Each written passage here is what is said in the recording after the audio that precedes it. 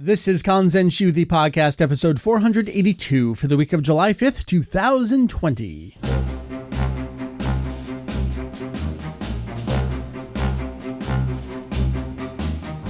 Welcome back to Kanzenshuu, the podcast, an extension of the all-encompassing Dragon Ball fan site. Kanzenshuu. That is indeed correct. We cover anything and everything Dragon Ball in hopes of enlightening and a little bit of entertaining. Hello. Right now we're on roughly like a monthly schedule, and I plan on increasing that a little bit here. But I was just about to ask, is this your first podcast of the year? But then I remembered you recorded like last week or the week before, so you're good. That voice you hear over there, that is Meri. Hello. Hi. It's been a while. It sure has. It's not that you've been anywhere else. No, clearly. You're here, but... No, but I have a topic to discuss with you that I feel confident in talking about because I was literally there. You were there for it. That is my stipulation for if I'm going to be on a show. It has to be something I can talk about with confidence and authority. I expect that from all of the co-hosts. So that's good. High standards we have here. Literally what I'm looking for is authority and knowledge on things. If that's Meri, that means me. My name is Mike. You may see me around Vegito EX. Hey, so it's going to be kind of a casual, chatty episode. We're going to take you through. This is going to sound like the lamest idea ever. But that's where we're at, people. No. It's been a long quarantine. Yeah. We are going to talk this episode about cleaning our house. Now, I assure you, there's a Dragon Ball bent to this discussion. Meri, sorry, we've lived here for a while now, and we've been together for a much longer time than even that. Let's not get into how old we are. It'll be 20 years together this fall. I was just going to say, let's not mention how many years. I wanted to brag. We like to do, weekend projects and other things around here, but very specifically, one of the things we wanted to do was organize the goddamn fansubs. Because they were in a million different locations, some in the basement, some in the garage, some in a dungeon area off the basement over here. Some tapes are out because I was looking for something. Some are just strewn about. Some are in drawers. Who knows where some of them are? Yeah, it was kind of a perfect storm, come to think of it. It was quarantine had me squirrely for projects, specifically wanted to make heads or tails of your fan subs. And I, as part of my quest for finding easy projects, wanted to, how do I phrase it, demote stuff from the right. basement into the garage, which actually has a lot of storage space, going underutilized because the dungeon, quite frankly, people, it's wall-to-wall Dragon Ball, which you're like, yeah, it sounds awesome. I want to live there. Except it's like the Leaning Tower of Pisa of Dragon Ball. It is everything's going to come Leaning Tower of down. Psycho. Yeah, Psycho Tower. So yeah, there were a couple of things that I very specifically wanted to get to. And I think one of them I have recently mentioned on the show, whether it was last episode, I don't quite remember. But it was this is one of the driving forces. We got to find the tape. Where are our syndication broadcast tapes? Yes, between the two of us. We both would have had them. I mean, it couldn't get any more perfect as far as a marriage is concerned. You got both partners, taped the original airings off the TV, still have the tapes. Right. Confident we still have the tapes. Where? If I remember correctly, we've been down this rabbit hole before, like recently. Yeah. Where we were just looking through VHS tapes for whatever reason. And we're like, hey, where are the syndicated tapes? And then I kind of brushed it off like, oh, yeah, they're all together. Don't worry about it. They're all in one place. They're together. They're all together. They're fine. And then we would uncover some stuff. And no, not there. Okay, we'll save it for another day. Yeah. Well, this was that day, my friends. It was. So the thing I mentioned was back during the original Funimation produced English dub of Dragon Ball Z from 1996 to 1998. Those original 2 seasons aired, syndication, television, broadcast. We all know the story there. I had always quasi-remembered there was something with episode 51, Raccoon. Like, did they change the episode title? Like there was something in the back of my memory, and then I did look online and it was, oh yeah, apparently, but no one has any visual reference of this. They changed the episode title from its original broadcast and when it later re-aired and then on home video. And we were like, yeah, we got it. Let's dig it out. And I've been working on wiki things, and I did the base page for that 96 to 98 because I want to have a lot of historical stuff. It's like a big brain dump for me in the wiki there. Like, I know this, I should write about it. Let's find that tape. And we just couldn't find it. And eventually we found your recording of it. So again, I'm pretty sure I mentioned this on a recent podcast episode, but it's been a while since the last podcast. The episode was indeed changed from being called The Relentless Rikum to No Refuge from Rikum. And I was able to get a VCR sort of working, like it cuts out every couple seconds, a minute or so, but it was enough for me to hook it up to a capture card and get a screenshot of that. So I'm so happy that's finally on the wiki. But that just led to more of the, all right, all these tapes are all over the place. We have to organize. We have to pull things together, I was going to say like-minded tapes. I don't know. Maybe the tapes have minds of their own.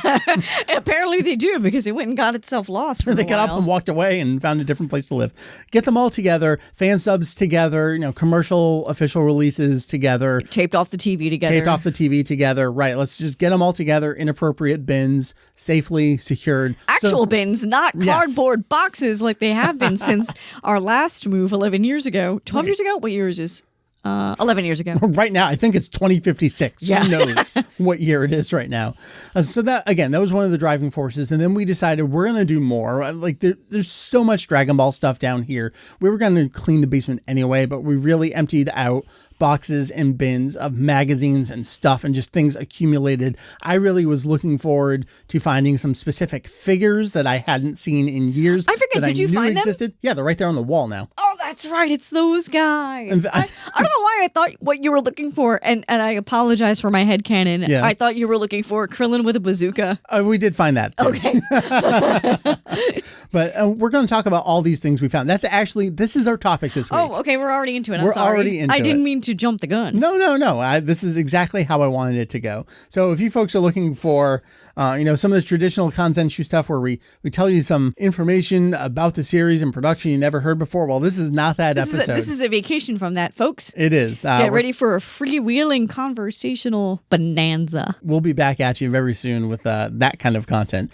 But for now, I'm pretty much going to be driving this because it's been a little bit now. Off of tweets that I made, and that sounds bizarre, but I documented it as we went. So, even I was like, as we were doing it, I'm like, I think I should take pictures of this. It's so good. Because like a lot of these tapes, especially official tapes, I hadn't seen in so long. Not even Dragon Ball stuff, but just like other anime. I gotta say, this was the most satisfying quarantine project, I think. Agreed. Well, let's start with fan subs because that's really how it all got started. Well, fan subs and broadcast recordings and other things. Will we get into how we found the tapes that we were originally questing for? Yeah, we can get into some of that, I guess. Okay. I guess in general, it's just we combined our fan subs finally. Some of them had been together, but many were not. Like I had my boxes, you had yours. So it was just basically from the last move from our first apartment, I guess, and just a scramble to move. We didn't really put much thought behind stuff. Right. Is that it? So this is our first time now that we're in our place and have been here for a while. It's like, oh, I guess we should consolidate all the fan subs. And it was kind of funny putting it all together. Like, oh, we do own all of GT fan subs. I didn't realize. Do we? I'm pretty sure. I don't know. It's close. Yeah, there might be some gaps. Maybe, but it's pretty close to it. Okay. Just doing that kind of stuff. And that was fun. And you look at fan subs, and there were so many different types of fan sub distros, and a lot of them were not actually fan subbers. They were bootleggers. They were places like the flea market that you went to. Jam. Like in Chinatown, the Elizabeth Center that I went to. You must have gone there. I went with you once, and it was a little disappointing. Yeah, it was already passé by that point. So just the types of containers that they would put together. I feel like early on, the old school stuff, they were running photocopies of things like the official VHS covers of the movies in Japan. So you get Non-Perfect Cell Volume 3 with the 10th anniversary cover. Mm-hmm. Just hysterical seeing all the way that put together. And a lot of those clamshell covers with the wrong art were like oddly nostalgic for me, because I remember like in certain cases being so excited to fill in a certain gap of the series. So pulling out that tape and looking at the wrong label just sends me like back a long time. I actually just talked about this with someone else on a different podcast. I am not really one for nostalgia, and I actually think nostalgia can be kind of a dangerous thing. And I don't get many twinges of it. I have recently a few times. One was recently popping in hit song 18 and a half and listening to some of those remixes. That immediately took me back to 1998. I didn't know that about you. Yeah. Oh, did you recently discover this about yourself? Or did you always know that? No, I kind of always felt that way. But looking at fan subs also kind of brought me back a little bit that way. Just the memories of getting in some of the specific tapes. Because there are very specific tapes that I have memories of. Like the first fan sub I ever got. Yeah. Those couple tapes. That's what I was getting at when the ones that were absolute nostalgia bombs were like, oh my goodness, here's GT Volume 1. I must have watched that 20 dozen times. Yeah. Because it was relatively new and fresh, and it was also maybe the second fan sub I ever got. Yeah. That I bought on my own, not counting the ones I traded with some of my friends from school, which would have been like some of the DBZ movies. I had weird thoughts other than nostalgia kind of hitting me when we were finding our fan subs. Okay. They were more practical in nature. Oh, it's just how much goddamn money did we spend on all these? And what can we do with them? We can't do anything with these. So much money. When I think about how old I was, I would have been 17, maybe 18 years old, probably more like 17. And okay, I had a part-time job when I was 17, but how the heck was I affording these tapes? And not even just like the bootleg fan subs, which was, if I remember correctly, 3 for $20. Something like that for you, Something probably. like that. But then I was also buying like official, like Rama 1/2 VHS tapes. Those are 35 if you want them letters at the bottom of the screen. Like, what was my anime habit costing me? Like, I can't even fathom it. It's worse than drugs, man. Pick your poison. Ours is anime, I guess. Yeah. Can we talk some more about some of these specific tapes? Because I took photos of it. My first actual fan subs, there were 2 tapes, DBZ 94 to 99 and 100 to 105. So that was all like Frieza stuff? That was Goku's first Super Saiyan transformation. The end Gotcha. of the fight there. Yeah. This was, so when I got that tape, and I might have found a somewhat rough date of when I got it. It was probably in 1997. It was a friend and I traded 3 broadcast recordings of the dub for 2 fan sub tapes. Just some random person we met in an AOL chat room that was willing to do a tape trade with us, because we didn't know yet. Like, I wasn't in the scene that hardcore yet. Like, You dabbled. my website wasn't open yet at that point. So like my connections, so to speak, didn't really exist. So it was anyone that I could talk to that was willing to do something. Yeah, let's send tapes. That sounds great. And so that's how I got those first couple fan sub tapes. And I made my own custom like spine art that I taped onto them that's still barely held in place today. Really? Like, I was so excited to get those tapes. That was my going to the flea market and getting the bootleg tapes was my highlight of my weekend. Yeah. Especially once I got my driver's license when I was 17. It's like, I can drive to the flea market and just take my time here and peruse all the gaps in my collection, because I got stuff so out of order. Yeah. And other than the first fan subs I got, which were GT, or like the first 12 episodes of GT, my first fan subs that I bought there were such a hodgepodge. I mostly went by the titles of the sagas. Yeah. What else could you go by? And Because what- at the flea market there, it was arranged like a bookshelf, just tapes, right? Yeah. Because I remember I very, very late got like the Street Fighter Alpha OVA or something there. I remember like getting Boo stuff really early on because that was the saga I knew the least about. It's like, I gotta get this. But then also getting like Android stuff and random cell stuff. I actually, when we were going through our tapes that we found and we're consolidating, I was reminded that I didn't really own a lot of the Frieza stuff. So you definitely filled that void in terms of like our consolidation we efforts. combined. Yeah. Because I think for you it was, well, this is airing now, so I know the content. Plus you had international channel as well. So That's like, right. you That had was the logic. It's like, if I got to spend my 17-year-old, 18-year-old self money, I gotta prioritize. yeah, this. something I've never seen before in any language. Exactly. Yeah. So when we were finding these tapes and consolidating, what did we do with extras? Because surely we would have had overlap. I think we actually continued to, for the most part, other than GT, which I think we just combined together because we didn't have much overlap at all. I think we mostly did separate Meri fan subs and Mike fan subs. So we didn't throw out duplicates. No, I think we kept them all, and we probably have different fan subbers on some stuff, And probably which is helpful. varying levels of quality. Yeah. Because some of my Boo stuff is horrendous. Is it? Yeah, my Boo stuff is pretty good because I got it maybe second gen from Senosaur. I think I have Senosaur bootlegs. Yeah. I actually wanted to back a little bit to just thinking about the flea market there in the wall, how we got some of these fan subs, because I feel like my collection ran the gamut from casual one night stands in an AOL chat room to meeting actual people who ran their own distros. Like there was a guy who went by Chrono. His name was Chris that I got real friendly with for a while, and he had his own connections and I got fan subs off of him. There were a couple other places that I got direct from. My first self-addressed stamped envelope and money order. Oh, wow. Was from a place just called Capsule Corporation. I remember that place. That's where I got the Bardock and Trunks TV special on one tape. I think I got Bardock from them, and that might have been the only thing I bought from them. Oh, interesting. Because I didn't need to. For my reasons that I'll say after you're done. I got Bardock and Trunks on one tape. I got movies 11 and 12 on another tape. And then I got Dragon Ball GT episodes 59 and 61 through 64, raw Japanese. Episode 60. This is the funny thing about fan subs and tapes back in the day is there were occasionally a couple episodes, GT 60 and DBZ 250 in particular, that were examples of whoever the source for the fan subbers were didn't record that week. So a lot of fan sub tapes were missing those very specific episodes. Wow. And eventually someone else dug up a tape and we got some lesser quality versions of those fan sub much later on. But that was my first send away order. And from there, I opened my site in January 98. You were maybe slightly before that as well. We were starting to talk to people online. So I would meet people. That's when I learned about the Elizabeth Center in Chinatown. And that was just a train right away. And I got a lot of stuff there.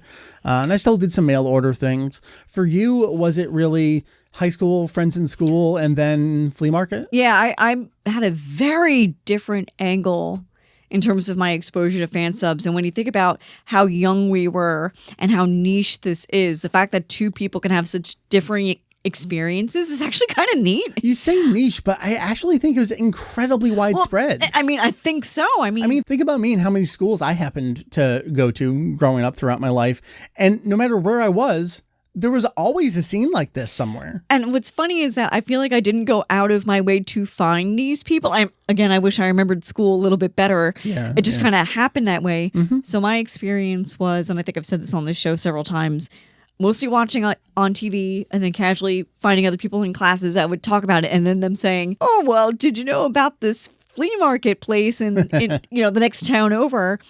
And then folks already having their own collection of stuff and just out of the goodness of their heart be like, hey, here's a whole series. Here's Rurouni Kenshin. Here's Fushigi Yugi. Here's Marmalade Boy. I'm like, what? What have you gotten me into? That being said, I don't know that anyone really loaned me Dragon Ball because I think once they told me, oh, and I got these from this flea market, I just went there. I'm like, I don't need your help. I'm buying this on my own. I had a backup place other than the flea market. There were a few, for those of you who don't know, New Jersey has a lot of malls. Lots and lots and lots and lots of malls. We got diners and malls. I can get to 5 malls within a 25-minute radius. Yeah. What was great about growing up in the late 90s was that a lot of these malls had comic book stores. And a lot of these comic book stores also had their own bootleg anime scene. So in addition to the flea market, which was like my number one go-to place just for the sheer variety of stuff that they had available, I got random one-offs at some of these comic book stores in the mall. Most notably, my Trunks TV special fan sub I actually got from a mall, along with some of my first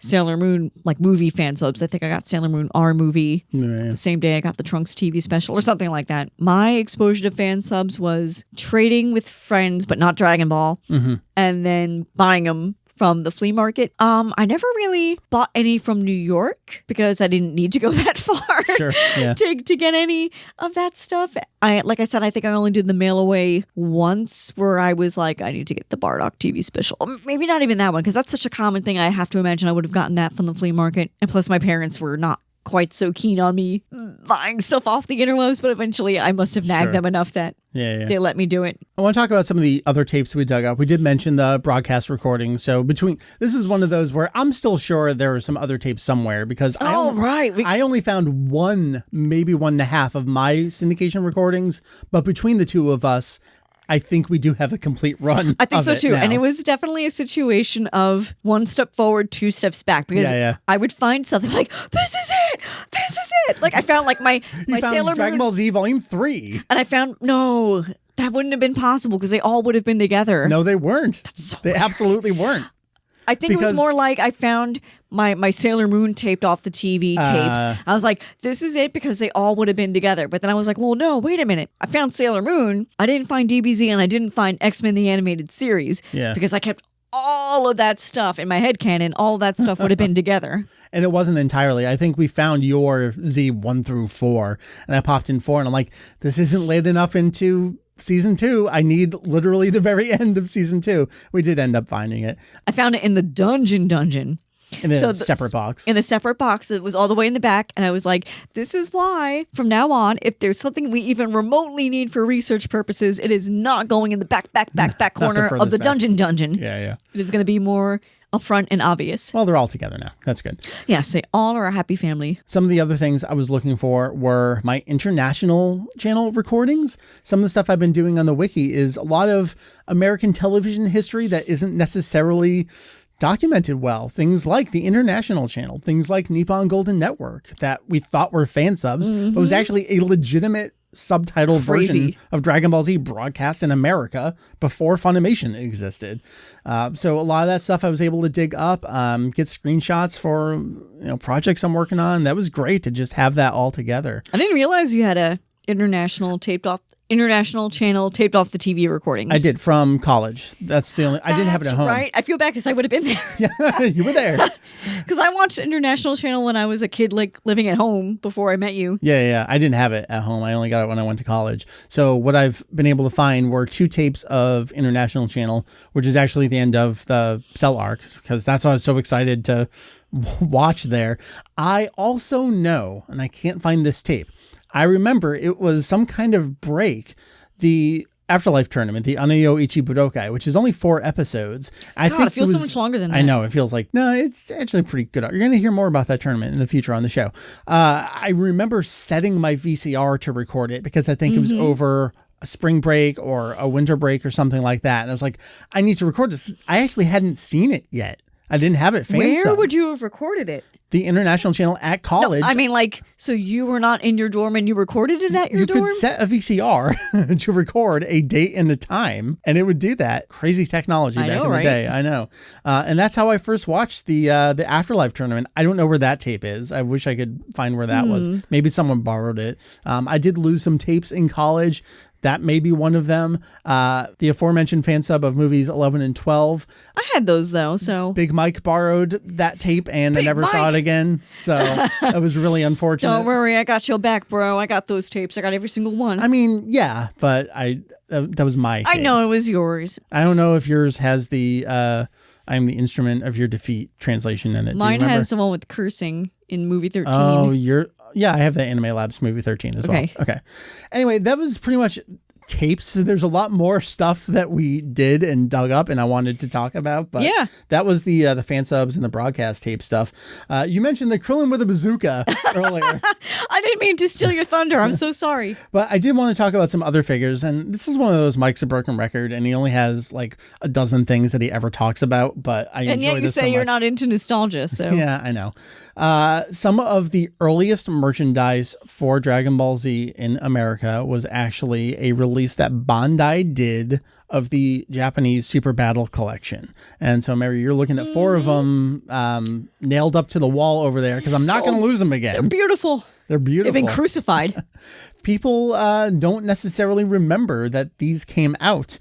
And so over there, I believe I have regular Goku, I have regular Vegeta, I have Frieza, and then Super Saiyan Vegeta as well.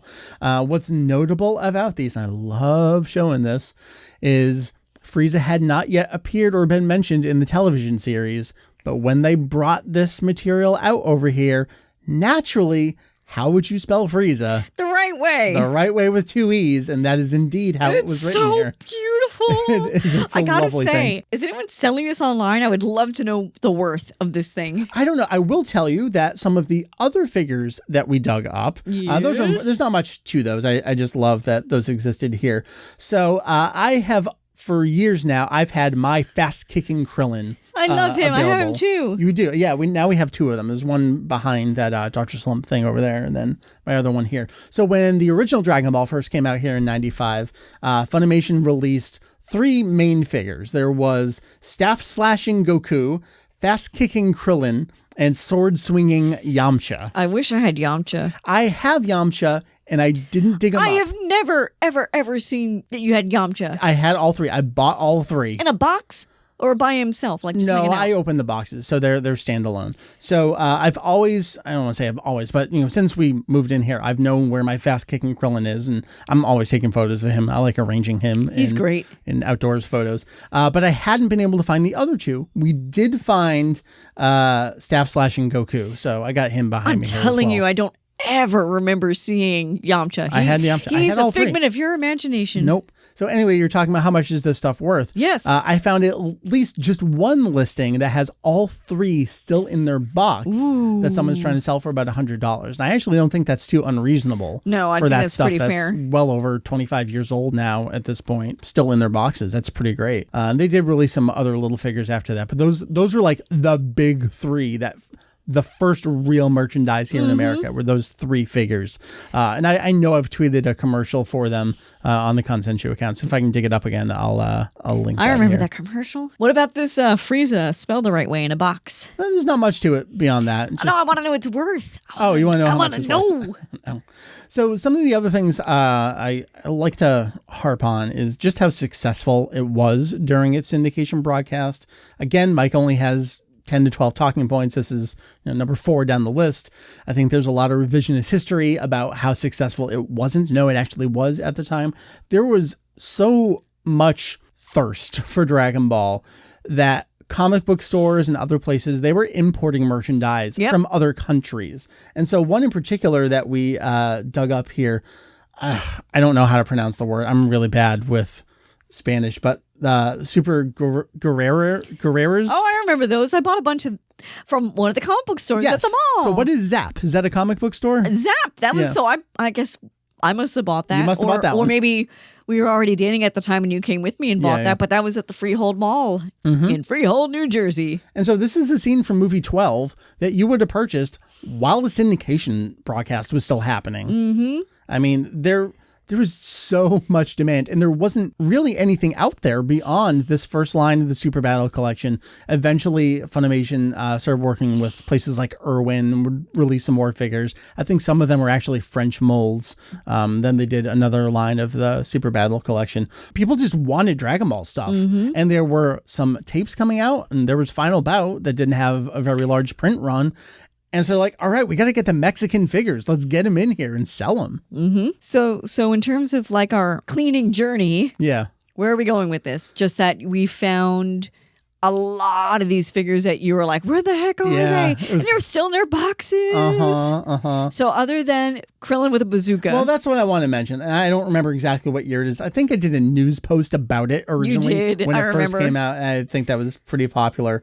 But there was a line of figures that Funimation put out. The saga continues. It was like Chibi Trunks with a gun or something. Yeah, they all had guns or firearms or some other type of inappropriate accessory. What are you guys doing? It makes no sense. And just thinking about that time and that era, and it was so wrong in so many ways. Yikes. Some of the other stuff I found would be things like pre-order bonuses or giveaways with things. I found some t-shirts. One I know is the GameStop pre-order bonus for Burst Limit on 360 and PS3. It was just this white t-shirt that says Destiny is about to be decided summer 2008 live on PS3, Xbox 360. And it's Super Saiyan Goku versus Cell in like this wrestling poster. or boxing match kind of style thing. I remember picking that up, and I've never worn it. It still has its tag on. It's just been sitting in a box ever since. Found another shirt that seems to be for the Ultimate Uncut Edition in 2005. Someone might have responded actually here and said where it came up. Yeah, Alex said, I feel super weird for knowing this because I couldn't remember this, but I think you were given that shirt when you went to see DBZ movie 12 in theaters. I used to listen to that podcast episode all the time when I was younger. So apparently we talked about this on the podcast, 15 years ago or whenever the hell that was. And Alex remembers that I explained where that came from. Wow. I'm so glad that listeners can help us with our memory lapses. Some of the other stuff that we were specifically looking for, and this ties into some wiki stuff, and I'm hoping Therese will come back on soon and talk about some of the manga documentation she's been doing, because she ended up just buying everything. It's really incredible, some of the stuff she's been doing. But we had, between us, an okay amount of some of the earliest monthly floppies from when Viz initially started releasing the manga here in America. That was first thing in 1998 when they started doing that. And so they were just like American comic style, these floppies that were like $3 each, and you got two chapters in it. That's how Ranma was released, and it was basically, okay, we'll do that for everything else that we acquire. So I had a couple down here, but I knew we had more. I had my copies. Yeah. And we found them. We don't have a whole, I thought we owned more, and maybe we do, and we just don't have them anymore. They're in another box somewhere. I didn't buy that many. No? Okay. So maybe that is all that we have, but it was really great to dig those up and get some cover scans done and just documentation on dates. And that got me going with the main page for that. And she was able to, take off from there and just continue that project. I just love that kind of stuff. Just being able to find, like, this is how it started. This was the thing. This is what predates everything else. And that just gets me going down like the advertisement route. So you have a fair amount of Mix Zine. This was a magazine that like 96, 97. No, later than that. 99, 2000. Well, first issue of Mix Zine, August 1997. So it was earlier than you thought it was. Suck. Okay. But the reason, they're not in the best condition. You seem like you read them to death with Sailor Moon in there. Yeah. Did you read Parasite at all? I did read Parasite. I read Ray Earth. Pretty much was there for the shoujo. Predated the Shonen Jump print magazine. But the very first issue, there's an ad for Arrival in there. And I just, like, I'm going to put this on the wiki page for Arrival. Like, this is how it was being advertised at that time. Like, this is what people would be seeing, notifying them that something like this existed and was finally coming out. Because at that point, we had the 6 tapes of the original Dragon Ball plus Curse of the Blood Rubies. But this was Dragon Ball Z's first formal home release in America. And we found a lot of other stuff like, the halcyon olden days of conventions when there were a million freebies and you didn't even know what you were going to walk home with. I don't remember these mini DVDs from ADV existing, but apparently we have 4 of them. There's a Hello Kitty one. I mean, they would give you just so much stuff. Nowadays you go and you get like the preview comic of Dragon Ball with the chapter of the original and Super. But back then they would give you a full graphic novel tankobon edition with a chapter from like a million different series in it. They did one every season. We had a whole bunch of those. And I love those because those had great advertisements, again, for the ongoing collected release of Dragon Ball. So you could see how it was being advertised, such as, and unfortunately, the incredible prequel to Dragon Ball Z, Dragon Ball, as advertised by Viz, which... Like I mean, they know, we know, of course that's wrong, but they're also trying to pitch it. Like what else are we supposed to say? I want to go down a slightly different path. Okay. While we were going through tapes. Yeah. It doesn't have to be Dragon Ball. Yeah. But what did you come across that you were like, oh man, I completely forgot about this thing that I had, either fansub or official or whatever, any kind of tapes that you were like, holy free molies, what is this thing?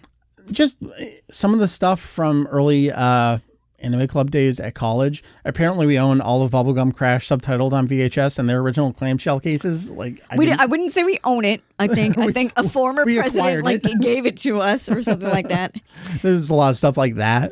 For me, it was how many times do I own Fushigi Yugi? Not just the original series, but the OVAs. Yeah. I was like, this OVA is garbage. How do I have it both fan subbed and official release? Oh my gosh. And DVD again. I was surprised at how much Slayers and Magic Knight Ray Earth I had. Yeah, I didn't remember you having that much Ray Earth. Yeah, I had the OVA. I forgot there was an OVA, but I apparently had that fan subbed. You also did a lot of like volume 1 buying on certain things. I did. I think you've since gotten rid of some of that stuff. I got rid of some stuff. Like stuff that we were already dating at that point, so. There were things that I found fan subbed that I have on DVD and Blu-ray that I could not part with. Did you have anything like that? Street Fighter 2V was the only one. I have the official dubbed VHS release of that.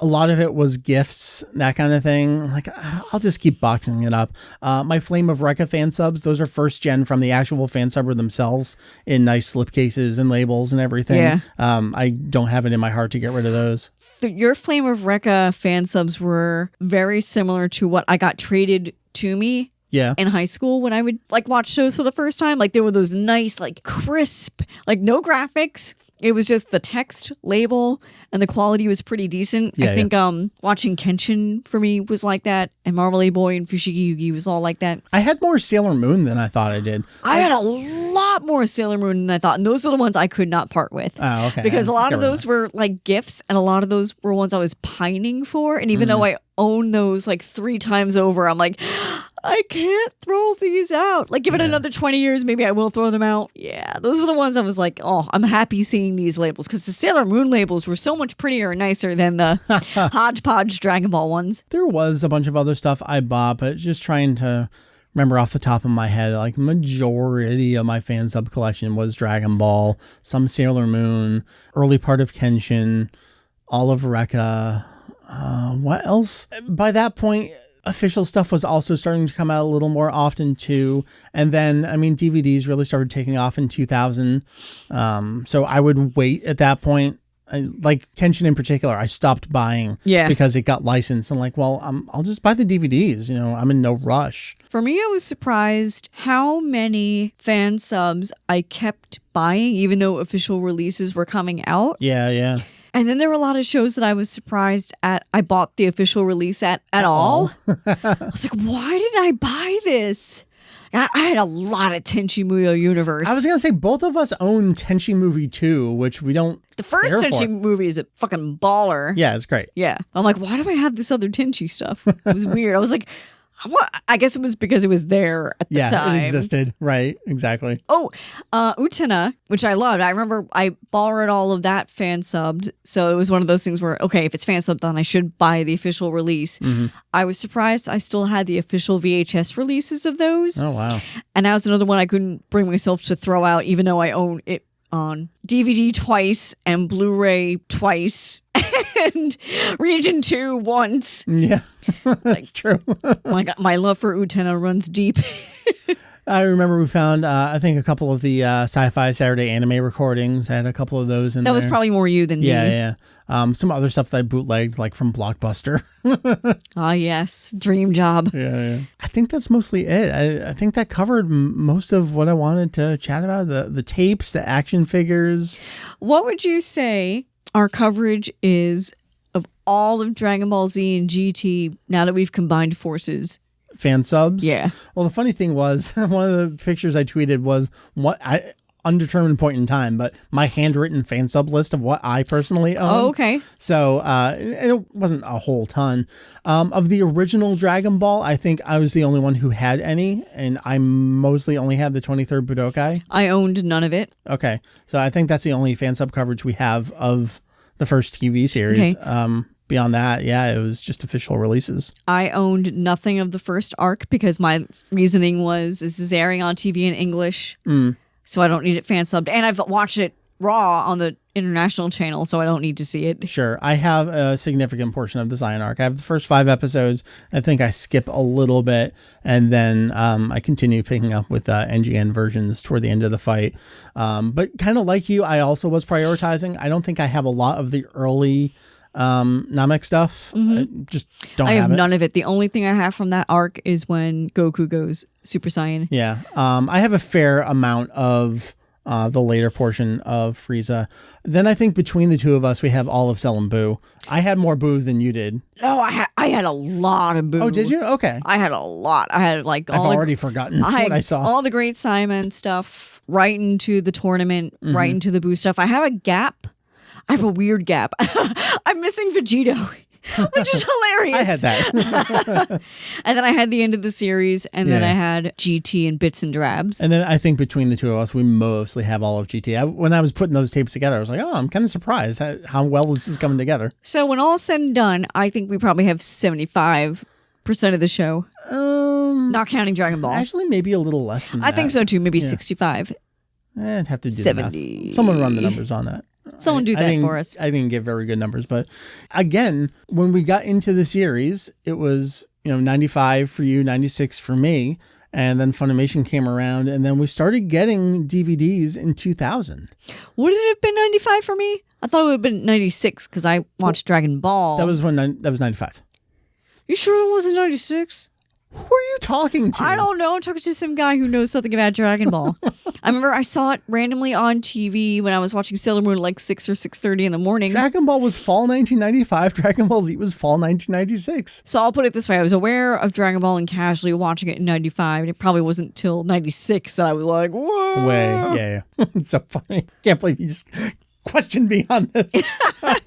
You're the only one who's allowed to question me on things. Okay. Again, I think that's pretty much it. That was a fun trip down memory lane. There's some other nostalgic twinge things I suppose we could talk about.